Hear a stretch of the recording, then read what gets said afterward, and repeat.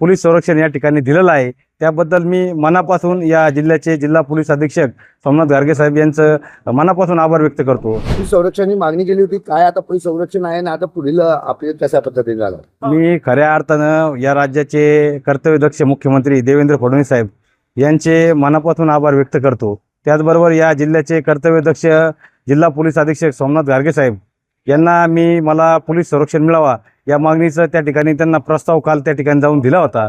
त्यांनी त्याच्यावरती तात्काळ लगेच मला कालच्या काल प्रस्तावाची अंमलबजावणी करून पोलीस संरक्षण या ठिकाणी दिलेलं आहे। त्याबद्दल मी मनापासून या जिल्ह्याचे जिल्हा पोलीस अधीक्षक सोमनाथ गारगे साहेब यांचं मनापासून आभार व्यक्त करतो। आणि या कॅप्टन खरात बंदूक प्रकरणामध्ये जे खऱ्या अर्थानं प्रकरण उघडकीस काढण्यामध्ये अहिल्यानगर पोलीस दलाचा देखील सिंहाचा वाटा आहे।